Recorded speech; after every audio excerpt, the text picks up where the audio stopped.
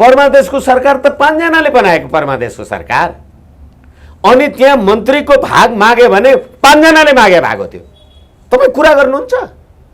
सोझो कुरा गर्ने हो भने हामी 5 जना चोलेन्द्र शमशेर लगायत तपाईँ आनन्दमोहन भट्टराई, तपाईँ ईश्वर खतिवडा, हामी 5 जना भएर हामीले परमादेशको सरकार बनाएको हो। यसमा विवाद छैन। 5 जनाले एकछिन 5 जनाले सरकार बनायौँ, अनि हिस्सा चाहिँ प्रधान न्यायाधीशले मात्रै खोज्यो। फैसला लेख्ने तपाईँ, अनि तपाईँहरू 4 जना फैसला लेख्ने, म सम्मान्य प्रधान न्यायाधीशलाई तपाईँ 12-18 घण्टा अगाडि मात्रै दिने, अनि त्यसमा म पनि सहमत छु भनेर मैले सही गरेँ। भाग मैले खोजेँ कि तपाईँहरूले खोज्नुभयो? वकिलहरूले के भन्नुभयो? तपाईँहरूले यो न्यायाधीश नराख र त्यो राख भने हो कि होइन? तपाईँहरूले भने बमोजिम न्यायाधीश राखे हो कि होइन? तपाईँले भने बमोजिम न्यायाधीश राखिदिएपछि भने बमोजिम फैसला आएको हो कि होइन? भने बमोजिम फैसला आइसकेपछि अहिले चोलेन्द्रलाई होइन तपाईँ राजीनामा गर्ने र जानुस् भन्नका लागि जाने आनन्दमोहन भट्टराईजीहरू त्यो फैसलाको सहभागी हो कि होइन? तपाईँ अदालतमा आएर हाजिर गर्नुभएको छ, तलब खानु भएको छ, गाडी चढ्नु भएको छ, सलाम खोज्नु भएको छ, हजारौँ मान्छे न्याय माग्नका लागि आएका छन्। चोलेन्द्रसँग रिस उठ्यो भनेर बेन्च बस्नुहुन्न। तपाईँ कति लोकतान्त्रिक विधिको शासनको मान्छे होला? बहस गर्दिन भन्ने तपाईँ? हिजो तपाईँ त्यही चोलेन्द्रकोमा श्रीमान भनेर बिहान बेलुका जदौ गरेर जाने मान्छे होइन तपाईँ? अहिले बहस गर्दिन भन्ने? नेपाली जनताको के कसुर छ र तपाईँ बहस गर्न जानुहुन्न? कति नैतिक कि अनैतिक तपाईँहरू आफै विचार गर्नुहोस्। नैतिकता खोज यसो भन्दै हुनुहुन्छ अहिले यो प्रकरणमा प्रधान न्यायाधीशले राजीनामा दिनु पर्दैन? त्यसो भए एकैछिन,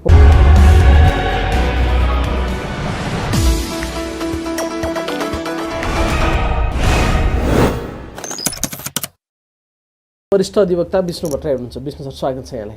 हजुर धन्यवाद। के भएको हो सर्वोच्च अदालतमा अहिले? के भएको हो? लामो समय भयो, दसैँ पछाडि झन् बल्झिँदै गएको छ, राजनीतिक दलहरूमा हुन्छन्। यो पटक अलि फरक खालको अभ्यास भएको कि हामीलाई फरक लागेको कि के भएको हो ठ्याक्कै? धन्यवाद। यो सर्वोच्च अदालतमा के भएको हो भन्दा पनि असार 28 गतेको फैसलाले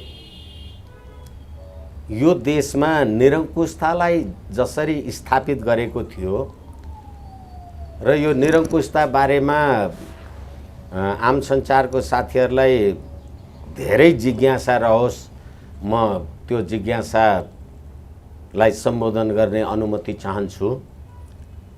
असार 28 गते निरङ्कुशताको जुन पराकाष्ठा पुगेको थियो, अब त्यो बिस्तारै त्यो निरङ्कुशताको अन्त्य, यो सङ्घीय लोकतान्त्रिक गणतन्त्रात्मक धर्मनिरपेक्ष राज्य प्रणालीको अन्त्यको यो एउटा श्रृङ्खला हो।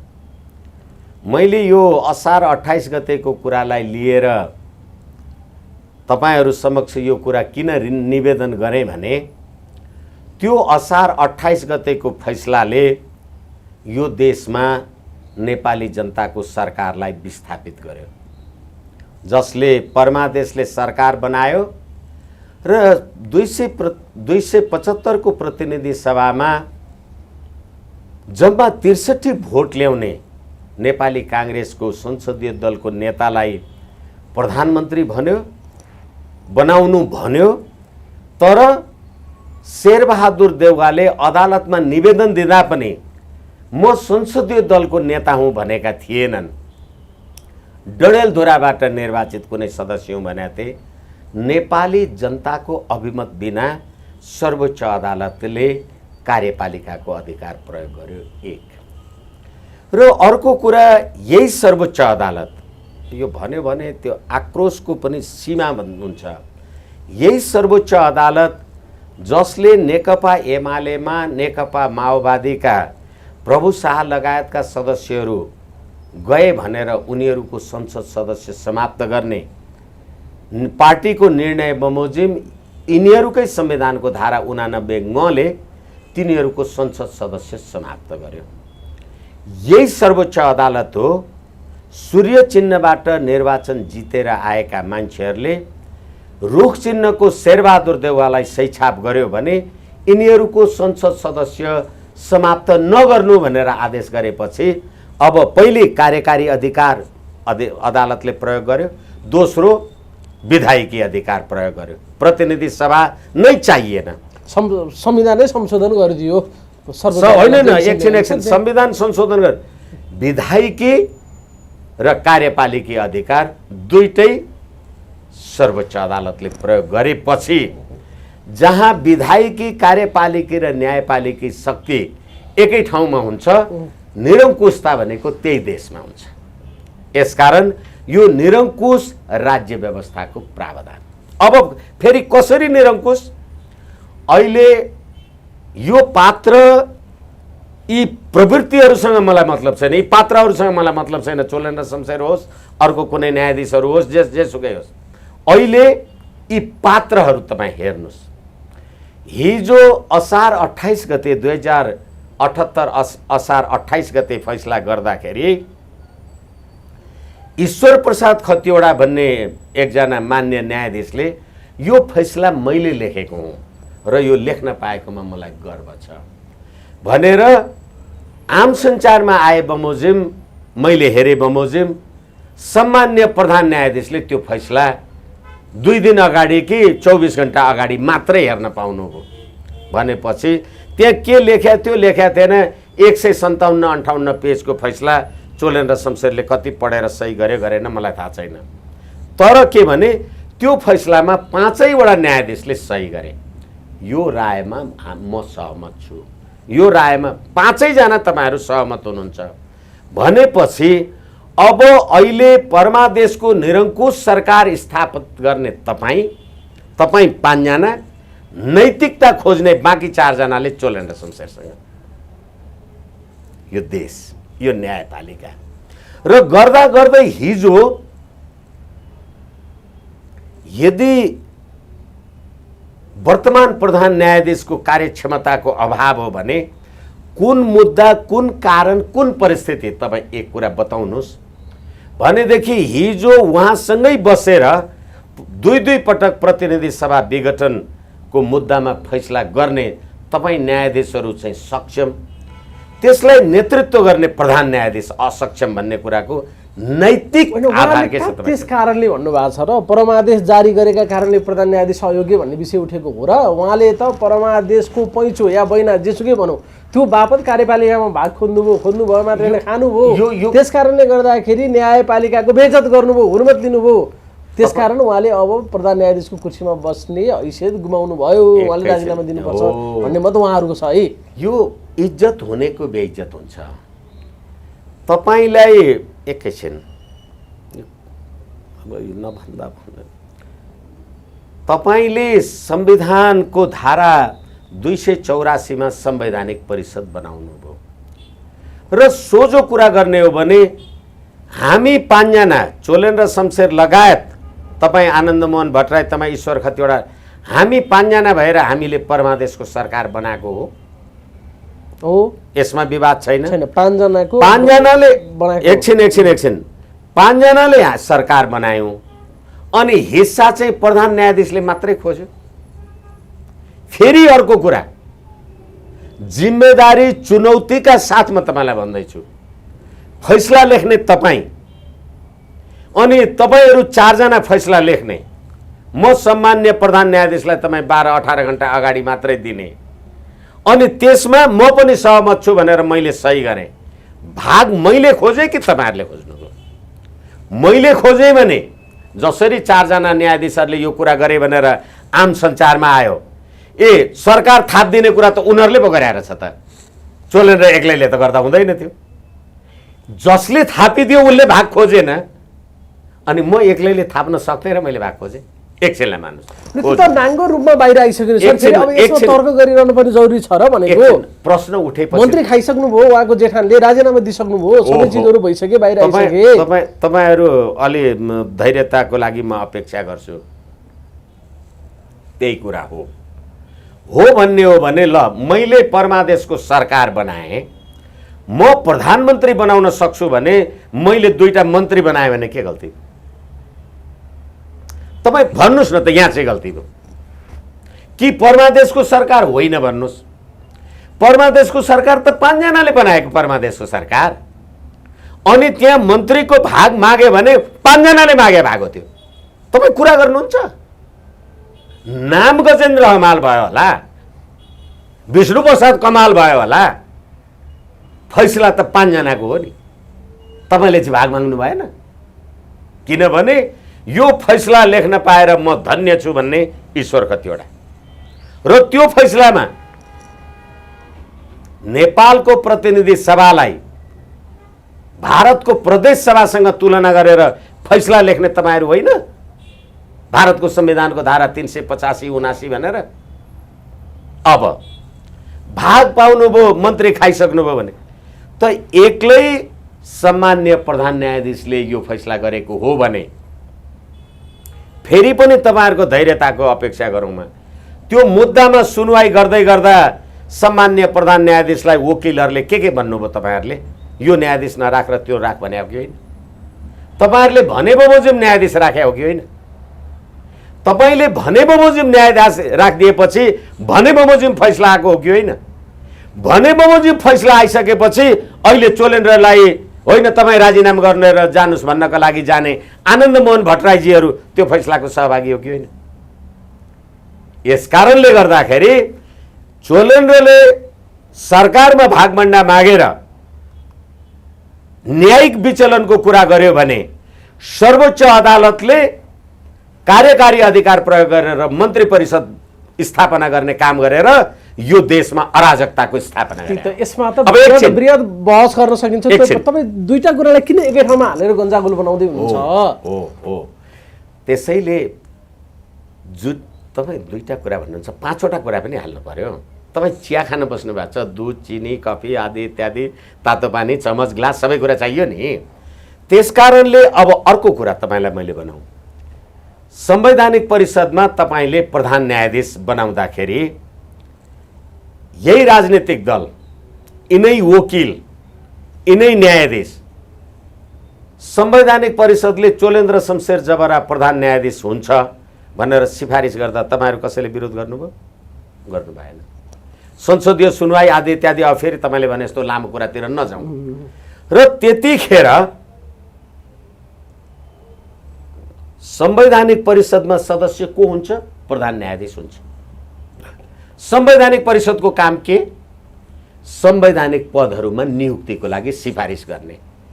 संवैधानिक परिषदको सदस्य सभामुख, सभामुखले 4 जना मान्छेको नाउँ भन्नुभयो, प्रधानमन्त्रीले 2 जनाको, विपक्षीको उसले। त्यो प्रधान न्यायाधीश भएको मान्छे संवैधानिक परिषद जसको काम नै राजनीतिक नियुक्तिको सिफारिस गर्नु होला, उसले के भन्नुभयो? संविधान के बनाउनु भएको छ भन्दैछु म। तपाईँ प्रधान न्यायाधीश, तपाईँ संवैधानिक परिषदको बैठकमा बस्नुभयो, सम्पूर्ण संवैधानिक पदहरू रिक्त छन्, अब त्यहाँ नाउँ दिनु पर्यो ABCDEFGH। तपाईँ के गर्ने त्यहाँ? प्रधान न्यायाधीशले त्यहाँ के गर्ने? अब फेरि अहिले अदालतको बिचौलियावाला कुरा चाहिँ तलमाथि गरेन, हरिकृष्ण कार्कीको रिपोर्ट भनेर। म आम सञ्चारलाई निवेदन गर्छु, यो पूर्व न्यायाधीशहरूको समिति कमिटी उहाँ व्यक्तित्वहरूलाई पनि सोध्नुहोस्, तपाईँ अदालतमा हुँदा बिचौलिया थियो कि थिएन? तपाईँले त्यसलाई हटाउनलाई के गर्नुभयो? आज म तपाईँलाई एउटा अखबारको खबर भन्दैछु। ललिता निवास प्रकरणका प्रतिवादी विजय कुमार गजदार सेटिङ गराएर 10 लाख धरौटीमा 78-33 गते रिहा भएका छन्। यो यो यो यो अखबार लेख्नलाई थाहा रहेछ त बिचौलिया किन भन्दैन? अनि बिचौलिया र सेटिङ त विशेष अदालतमा पनि रहेछ नि। यो अदालतको मान भयो कि हानि भयो कि के भयो? एक, तपाईँ न्यायाधीश, सर्वोच्च अदालतको न्यायाधीश, सर्वोच्च अदालतलाई अहिले तपाईँले पार्लियामेन्ट बनाउनु भएन, किनभने सत्ता पक्ष तपाईँ कजलिस निकाल्नुहुन्छ, विपक्षीहरू केपी शर्मा ओली म त्यो संसद अवरुद्ध गरे जस्तो बेन्चै बस्दिन, बहिष्कार गरिदिन्छु। अदालत कहाँ पुर्याउनु? एक, तपाईँ अदालतमा आएर हाजिर गर्नु भएको छ, तलब खानु भएको छ, गाडी चढ्नु भएको छ, सलाम खोज्नु भएको छ, हजारौं मान्छे न्याय माग्नका लागि आएका छन्। चोलेन्द्रसँग रिस उठ्यो भनेर बेन्च बस्नुहुन्न। तपाईँ कति लोकतान्त्रिक विधिको शासनको मान्छे होला। त्यति मात्रै होइन, हिजो तपाईँ बमकुमार श्रेष्ठ र कुमार रेग्मी नेकपालाई त एमाले र माओवादी भनेर तपाईँले टुक्राउनु भयो नि। अनि त्यतिखेर तपाईँहरूको भागभण्डा के थियो कि थिएन थाहा भएन। अनि अहिले चोलेन र शमशेरको बेन्च बहिष्कार गर्नुपर्छ भन्दा तपाईँहरू पनि लाग्नु। उहाँहरू दुईजना पनि त्यसमै हुनुहुन्छ त अहिले। त्यति मात्रै होइन, त्यति मात्रै होइन, मेरो व्यक्तिगत रिस छैन, व्यक्तिगत रूपले आई रेस्पेक्ट हरिकृष्ण कार्कीलाई सर्वोच्च अदालतको न्यायाधीशमा सिफारिस गर्दा यही संसदको संसदीय सुनवाई समितिले तपाईँ त एमालेको राजनीति गर्न गए हुन्थ्यो नि, यहाँ किन आउनुभयो भन्दा होइन अबदेखि त्यसो गर्दिन भनेर संसदीय सुनवाई गर्ने यिनै होइन। अनि अहिले हरिकृष्ण कार्कीजीले दिनुभएको बिचौलियाको, हिजो म एउटा कुनै न्यायाधीश नाउँ लिन्न, म कसैको चाहिँ त्यो त्यो त्यो कान्तिपुरमा आउँछ नि 7 बजी एउटा सधैँ एउटा अतिथि बोलाएर भन्ने एउटा के त्यो कार्यक्रमको नाउँ पनि अहिले मैले बिर्सेँ। त्यो सधैँ 7 बजी एउटा के कार्यक्रम आउँछ, कार्य बिर्सेँ अहिले। त्यसमा उहाँले के भन्नुभयो भने उहाँ वकिल भएर सर्वोच्च अदालतको न्यायाधीश भएर मानवाधिकार कार्यालयमा गएर आएको मान्छेले होइन अदालतमा बिचौलिया हटाउने कुरा उहाँले गर्नु भएन भने त तपाईँ सर्वोच्च अदालतमा हुँदा बिचौलिया कति हटाउनु भयो? तपाईँले हटाउनु भएको थियो भने अहिले कसरी थपियो?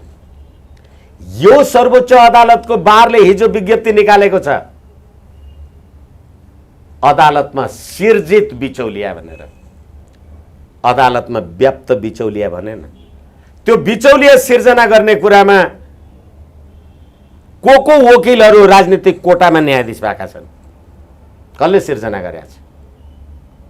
र हिजो प्रतिनिधि सभाको बैठकमा प्रतिनिधि सभाको सँग सम्बन्धित संवैधानिक इजलासमा तपाईँ वकिलहरू होइन फल्नालाई न्यायाधीश नराख र फल्नालाई राख भनेर भन्ने, अनि त्यो फैसला आउँदा जश्न मनाउने तपाईँहरू र संविधानको धारा 137 तपाईँको संविधानको धारा 137 प्रधान न्यायाधीशको अध्यक्षतामा संवैधानिक इजलास बस्छ।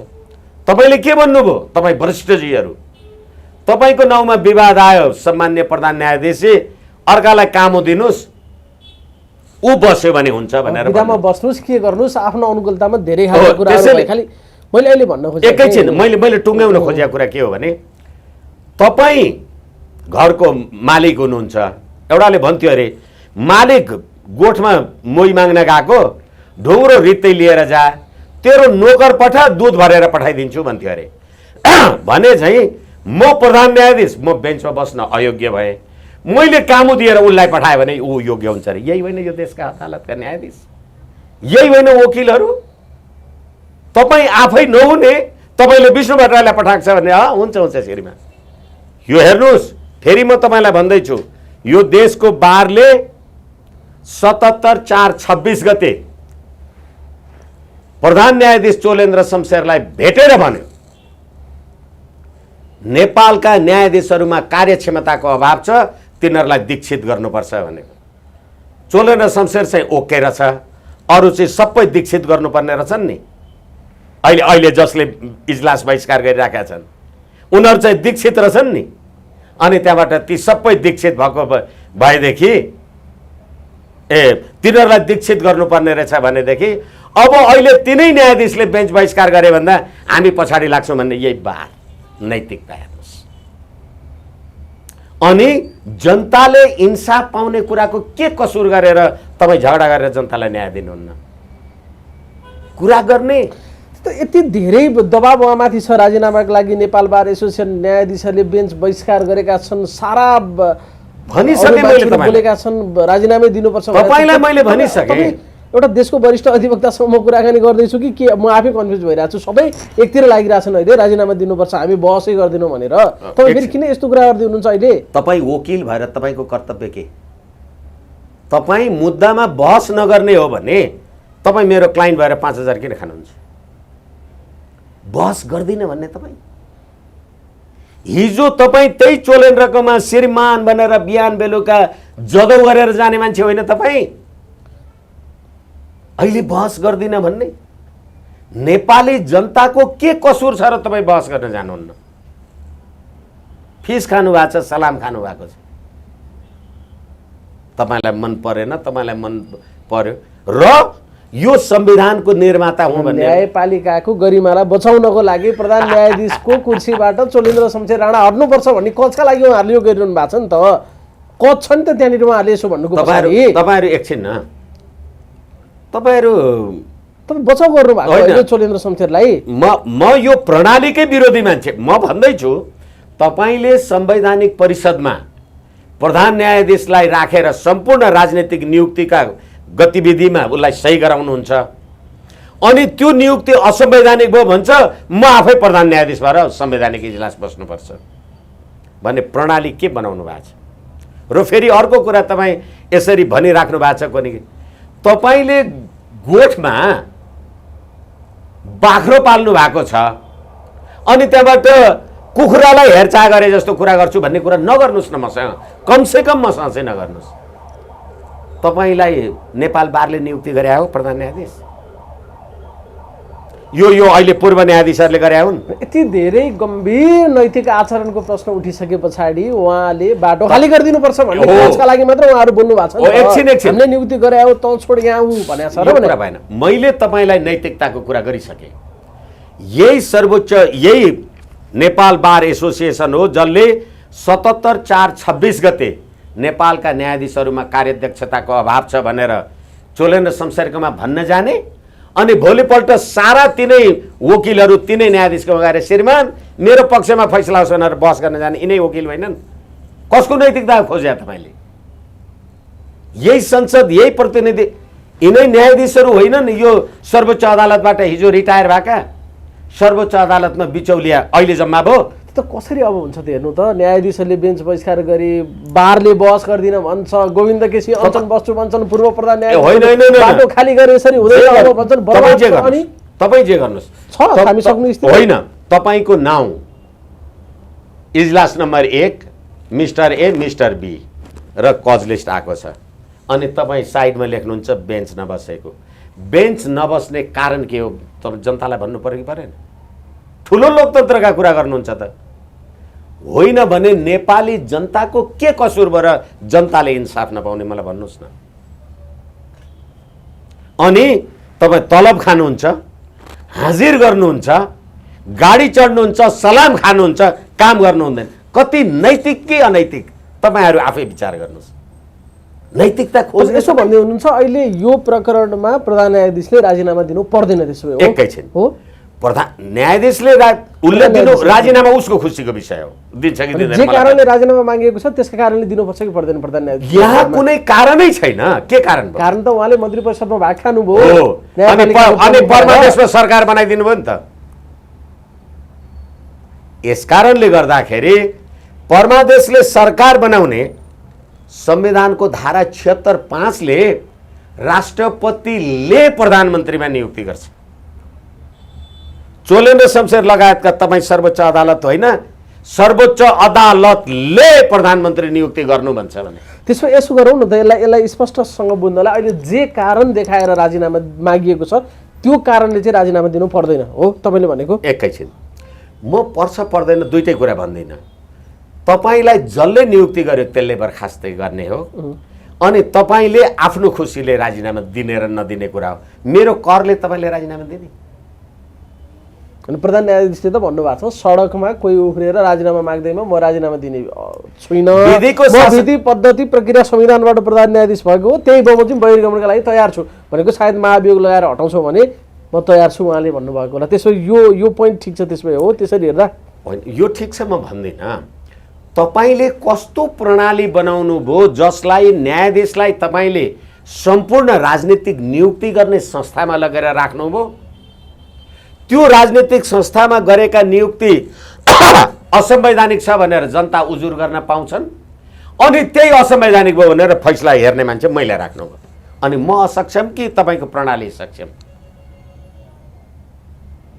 यो सम्पूर्ण प्रणालीको असफलताको पराकाष्ठा हो, यो अन्त्य हुनुको विकल्प छैन। त्यो कसरी थेगिने त? अब उहाँको अवस्था त नियन्त्रणभन्दा बाहिर जान लागिसक्यो नि त। उहाँले त अब कसरी चलाउनुहुन्छ? होइन, सर्वोच्च अदालत कसरी चलाउनुहुन्छ? कसरी चल्छ?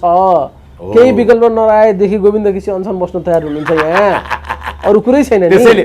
त्यसैले हरेक पद्धति, हरेक प्रणालीहरू अनसन र हडताल गरेर हुन्छ भने कानुन किन बनाउनु पर्यो? होइन भनेदेखि म जुन प्रक्रियाबाट आएँ त्यही प्रक्रियाबाट निकाल्नुहोस्। र सधैँ हरेक कुरा हुँदा गोविन्द केसी नै अनसन बस्नुपर्छ? अरूले त आँट गर्नु पर्यो नि भोको बस्नलाई। यो अब त गर्दा हाँस्दै पनि हाँस्नलाई पनि हाँसो सिद्धिसक्यो यो गणतन्त्रको गाई जात्रा देखेर। त्यसैले अहिलेको नेपालको न्याय प्रणाली, जसरी मैले बारको कुरा पटक पटक तपाईँलाई निवेदन गरेँ, र न्यायाधीश हिजो जुन त्यो फैसलामा सही गर्नलाई दायाँ बायाँ छन्, न्यायाधीश जो माधव कुमार नेपालको संसद सदस्य जानु हुँदैन, यो प्रभु शाहहरूको जानुपर्छ भनेर फैसला गर्छन्। न्यायाधीश त्यो पार्टी, एउटा पार्टीलाई टुक्र्याएर दुईटा बनाउँछन् अनि अहिले अनसन बस्छन्। यो अघि भन्दै हुनुहुन्थ्यो यदि भाग खाएको हो भने त्यसमा एकजनाको मात्र दोषी छैन, यी पाँचैजनालाई भाग लागेको छ, त्यसो भए त्यो भन्न खोज्नु भएको हो? होइन, आदेश जारी गरेर पाँचजना न्यायाधीशहरू जोडिन्छन्। त्यसो होइन, सम्पूर्ण सर्वोच्च अदालत। सम्पूर्ण सर्वोच्च अदालत। किनभने अहिले जसरी त्यो अरू न्यायाधीशहरू इजलास बहिष्कार गरिराख्नु भएको छ, त्यो बाँकी चारजनालाई बचाउन राखेपछि मतियार त हुनुभयो होला नि त। होइन भने ल पाँचजनाले त फैसला गरेछन्, तपाईँ किन? अनि यही अदालतका न्यायाधीश नेकपा एमालेका संविधान सभाका समानुपातिक के सदस्यहरू होइन नि, छैनन्? ललिता निवासमा कुमार रेग्मी भन्ने मानिस मान्य न्यायाधीश ललिता निवास जग्गा प्रकरणमा संलग्न हुनुहुन्न, विवाद उठ्या होइन, नैतिकताका कुरा गर्नुहुन्छ मसँग। त्यसकारण यो पद्धतिको अवसान हो, मैले भन्दैछु, व्यक्तिको कुरा गरिरहेको छैन। त्यसो भए राजीनामा दिने हो भने पाँचैजनाले दिनुपर्छ भन्ने मत पनि कोही कसैले कता कता उठाइरहेछन्, तपाईँलाई पनि त्यस्तै लाग्यो हो? यदि राजीनामा दिने भएर हुने हो भने, किनभने यसको जरो त त्यहाँ गएर गाँच्यो नि। हामीले पटक पटक असार 28 को फैसलामा लगिरहेको छौँ नि विषयवस्तुलाई। यो भागको कुरा पनि तिमीलाई आयो होला।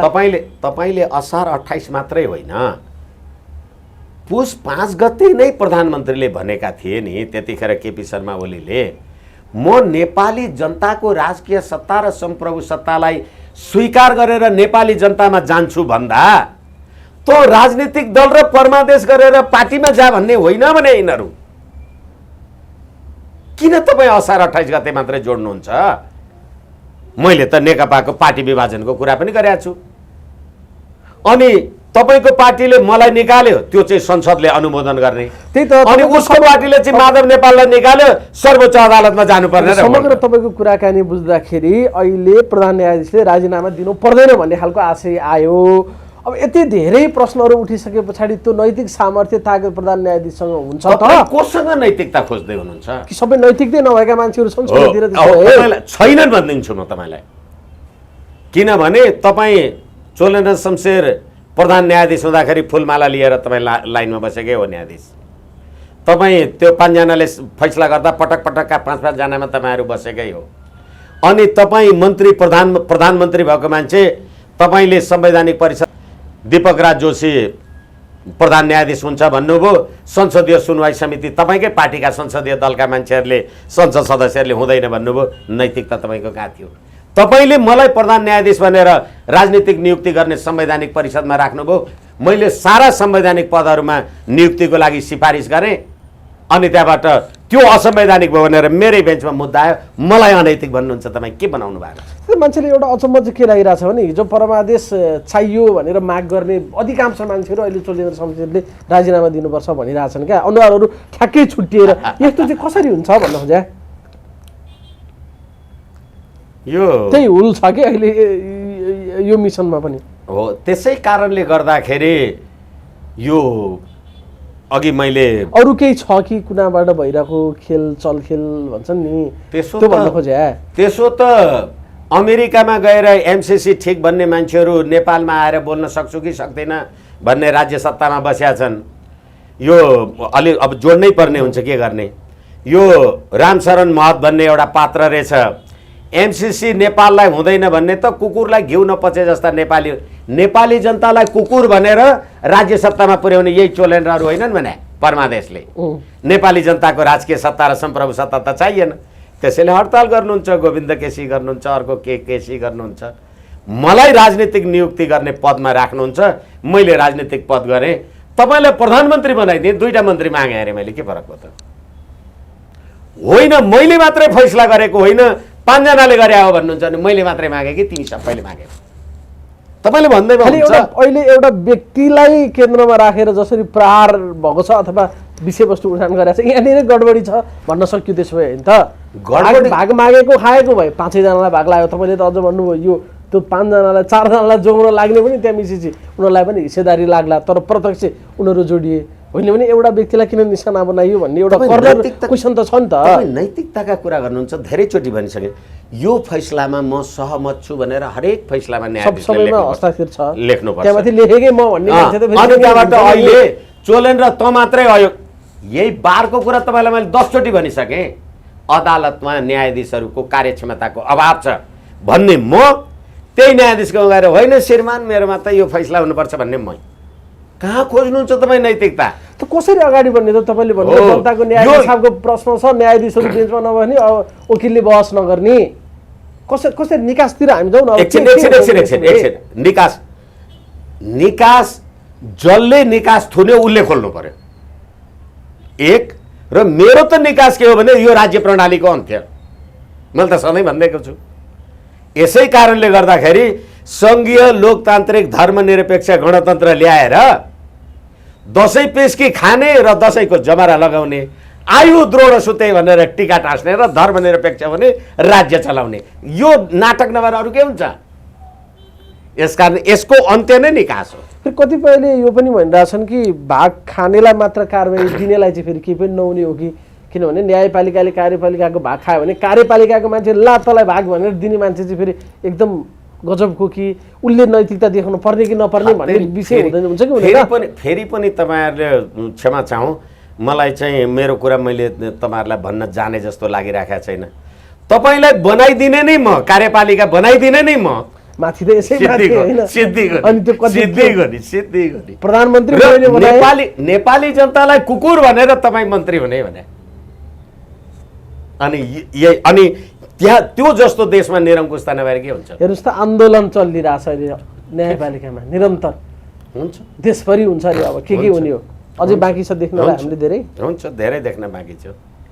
किनभनेदेखि यो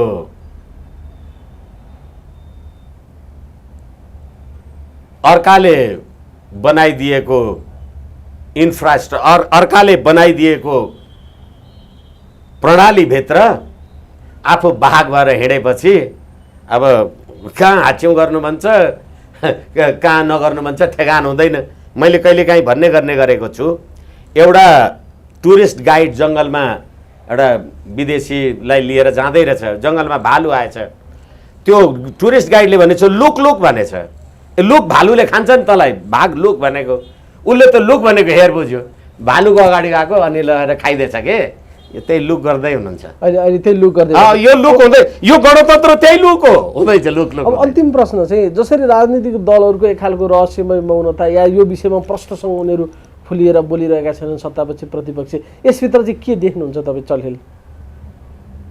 फरक ढङ्गबाट विषय उठाउनु यसभित्र चाहिँ के भने प्रतिनिधि सभा विघटन गर्ने लगभग 2/3 तत्कालीन सरकार र नेपाली जनताको राजकीय सत्ता र सम्प्रभु सत्तालाई तपाईँले जसरी अवज्ञा गर्नुभयो त्यसको फल सम्पूर्ण देशवासीले भोगिरहेका छन्। हस्, महत्त्वपूर्ण समयको लागि धेरै धेरै धन्यवाद छ। हस्, धन्यवाद।